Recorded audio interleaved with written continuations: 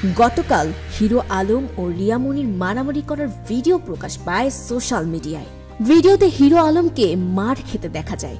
আজ 22 জুন রবিবার রিয়া মনির নামে থানায় অভিযোগ করে পুলিশে ধরিয়ে দিতে শোনা যায়।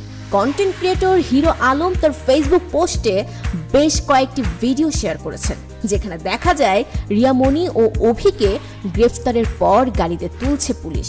গ্রেফতারের সময় ছড়িয়ে পড়া বেশ কিছু ভিডিওতে দেখা গেছে ম্যাক্স ওভি ও রিয়া মনিকে গণধোলাই দিয়ে পুলিশে সোপর্দ করেছে এলাকাবাসী।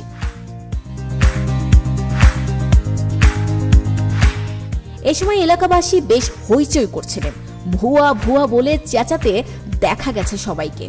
তাদের দুজনের এই অর্থনৈতিক সম্পর্ক মেনে নিতে না পেরে হিরো আলমকে অবগত করেন এলাকাবাসী। তাই গতকাল হিরো আলম হাজির হন বাসায়।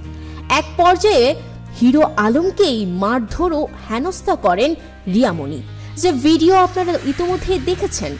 এরপর এলাকাবাসী ক্ষিপ্ত হয়ে গণধোলাই দেন রিয়া মনি ও ম্যাক্স ওভি রিয়াজকে। এরপর পুলিশ এসে দুজনকে আটক করে হাতিঝিল থানায় নিয়ে যায়। শোনা যায় আজ কোর্টে চালান করা হবে দুইজনকে। অবস্থা এখন কালো মেঘের গর্জনের মতো, যে কোনো সময় ভারী বর্ষণের শঙ্কা অনুভব করা যাচ্ছে। দেখা যাক পরবর্তী ঘটনা কতটুকু করায়। আপনাদের আগ্রহ নিয়ে চেপে বসে থাকুন নিউজ ফ্ল্যাশ 71 এর সাথে। News desk, news flash 71।